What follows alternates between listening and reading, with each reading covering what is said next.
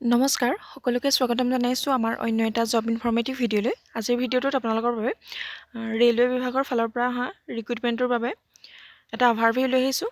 ইয়াতে আপোনালোকে সকলোখিনি ডিটেইলছ লাভ কৰিব পাৰিব। 10 পাছৰ পৰা আপোনালোকে এই পদসমূহৰ বাবে এপ্লাই কৰি ল'ব পাৰিব। ৰেলৱে বিভাগৰ ফালৰ পৰা আপোনালোকৰ 2026ৰ বাবে 22,000 পদ মুকলি কৰি দিছে। খুবেই এটা ভাল অপৰচুনিটি আপোনালোকৰ বাবে আহি পৰিছে। ৰেল বিভাগত আপোনালোকে 22,000 অধিক পদ ইয়াতে দেখিবলৈ পাব। 10 পাছ কৰা কেণ্ডিডেটসকলে ইয়াতে এপ্লাই কৰিব পাৰিব। আৰু আপোনালোকৰ বাবে ইয়াতে কেনেধৰণৰ এপ্লিকেশ্যন ফিজ দিব লাগিব, কেনেদৰে আপোনালোকে এপ্লাই কৰিব লাগিব আৰু কি কি এলিজিবিলিটি লাগিব সকলোখিনি ডিটেইলছ আমি আলোচনা কৰিছোঁ এই ভিডিঅ'টোতে। গতিকে ভিডিঅ'টো শেষলৈকে চাই থাকক। এই ভিডিঅ'টো যদি আপোনালোকে শেষলৈকে চাই থাকে মনোযোগ দি, তেনেহ'লে আপোনালোকে অন্য এটা ভিডিঅ' চোৱাৰ কোনো প্ৰয়োজন নাথাকিব। গতিকে ভিডিঅ'টো ভালদৰে স্ক্ৰিপ্ট নকৰাকৈ শেষলৈকে চাই থাকক। আৰু যদি আমাৰ চেনেলটোলৈ প্ৰথমবাৰৰ বাবে ভিজিট কৰিছে তেনেহ'লে চেনেলটো ছাবস্ক্ৰাইব কৰি ৰাখিব এনেধৰণৰ জব ইনফৰ্মেটিভ ভিডিঅ'সমূহৰ নটিফিকেশ্যন প্ৰতিদিনে লাভ কৰিবলৈ। তেনেহ'লে হওক আমি দেৰি নকৰি ভিডিঅ'টো আৰম্ভ কৰোঁ আৰু RRBৰ এই ৰিক্ৰুইটমেণ্টৰ বিষয়ে সকলোখিনি ডিটেইলছ জানি লওঁ। RRB group D new recruitment 2026 notification out 22,000 post apply online. আপোনালোকে অনলাইন মাধ্যমেৰে এই পদকেইটাৰ বাবে এপ্লাই কৰিব লাগিব। আমি সকলোখিনি ডিটেইলছ আলোচনা কৰিছোঁ, গতিকে ভিডিঅ'টো শেষলৈকে চাই থাকক। অৰ্গেনাইজেশ্যন নেম দিয়া হৈছে ৰেলৱে ৰিক্ৰুইটমেণ্ট ব'ৰ্ড বা RRB। এপ্লাই প্ৰচেছটো আপোনালোকৰ ইয়াতে অনলাইন থাকিব। অনলাইন মাধ্যমেৰে আপোনালোকে এপ্লাই কৰিব লাগিব। আৰু এপ্লাই লাষ্ট ডেট ইয়াতে দিয়া হৈছে 20 ফেব্ৰুৱাৰী 2026। আপোনালোকে ফেব্ৰুৱাৰীৰ 20 তাৰিখলৈকে এই পদকেইটাৰ বাবে এপ্লাই কৰি থাকিব পাৰিব। বহুখিনি ডেট আছে, আপোনালোকে সোনকালে এই পদকেইটাৰ বাবে এপ্লাই কৰিব পাৰিব। আৰু টোটেল পোষ্ট ইয়াতে 22,000 পোষ্ট দিয়া হৈছে। ভেৰিয়াছ পোষ্ট ইয়াতে মুকলি হৈছে আপোনালোকৰ বাবে। খুব এটা ভাল সুযোগ আহি পৰিছে RRBৰ ফালৰ পৰা। আৰু পোষ্ট নেম হৈছে গ্ৰুপ ডি। আৰু ইয়াতে আপোনালোকে চেলাৰী থাকিব 18,000 পাৰ মান্থ। আৰু job location all India. Official website দিয়া হৈছে। ইয়াতে আপোনালোকে যদি নিজে ডেস্কটপ আছে কৰি ল'ব পাৰিব, আৰু যদি আপোনালোকে নিজে নোৱাৰে তেনেহ'লে অনলাইন দোকানত গৈ আপোনালোকে এপ্লাই কৰি ল'ব পাৰিব। ইম্পৰ্টেণ্ট ডেটছৰ কথা কোৱা হৈছে। অফিচিয়েল নটিফিকেশ্যন ৰিলিজৰ ডেট দিয়া হৈছে আপোনালোকৰ 23 ডিচেম্বৰ 2025ৰ নটিফিকেশ্যন আউট হৈছিলে।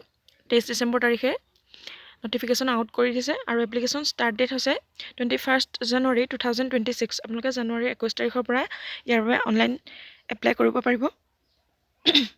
আৰু এপ্লিকেশ্যনৰ লাষ্ট ডেট কোৱা হৈছে আপোনালোকে 20 ফেব্ৰুৱাৰী 2026লৈকে আপোনালোকে এই পদকেইটাৰ বাবে এপ্লাই কৰি থাকিব পাৰিব।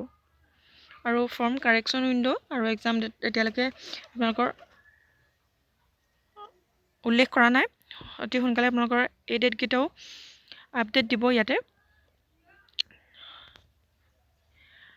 আৰু RRB গ্ৰুপ ডি এজ লিমিটখিনি দিয়া হৈছে আপোনালোকৰ 18ৰ পৰা 36 ইয়াৰ্ছ কেণ্ডিডেটে আপোনালোকে এপ্লাই কৰিব পাৰিব। ইয়াতে আপোনালোকে এজ ৰিলেক্সেশ্যনো লাভ কৰিব পাৰিব।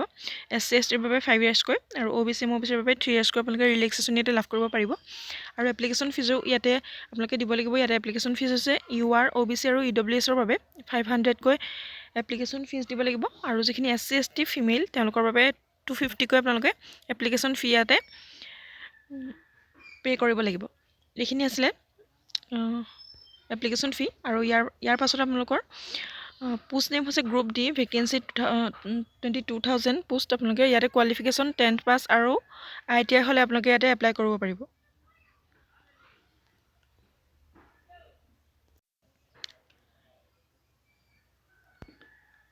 এই ৰিক্ৰুইটমেণ্টৰ বাবে আৰু বিভিন্ন ধৰণৰ এলিজিবিলিটি ইয়াতে দিয়া হৈছে। এডুকেশ্যনেল কোৱালিফিকেশ্যন 10 পাছ or ITI or equivalent or National Apprenticeship Certificate NAC granted by NCVT। আপোনালোকৰ নেশ্যনেল এপ্ৰেণ্টিছশ্বিপ চাৰ্টিফিকেটৰ কথাও ইয়াতে কোৱা হৈছে। অৰহে দিয়া হৈছে আপোনালোকৰ।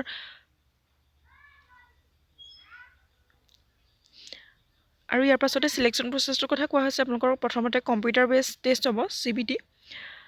তাতে আপোনালোকৰ ছাবজেক্ট থাকিব general awareness, mathematics, general intelligence and reasoning. এইকেইটা ছাবজেক্টত আপোনালোকৰ এটা কম্পিউটাৰ বেছ টেষ্ট হ'ব। আৰু তাৰ পাছতে আপোনালোকৰ থাকিব physical efficiency test. Physical efficiency টেষ্টৰ কথা সকলোৱে জানিছে আপোনালোকে। আপোনালোকৰ দৌৰ, হাই জাম্প, লং জাম্প এনেধৰণৰ আপোনালোকৰ ফিজিকেল টেষ্ট হ'ব। আৰু তাৰ পাছতে আপোনালোকৰ থাকিব ডকুমেণ্ট ভেৰিফিকেশ্যন। ডকুমেণ্ট ভেৰিফিকেশ্যনৰ পাছতে আপোনালোকৰ থাকিব মেডিকেল এক্সামিনেশ্যন। এইকেইটা প্ৰচেছেৰে আপোনালোকৰ চিলেকশ্যন প্ৰচেছটো হ'ব।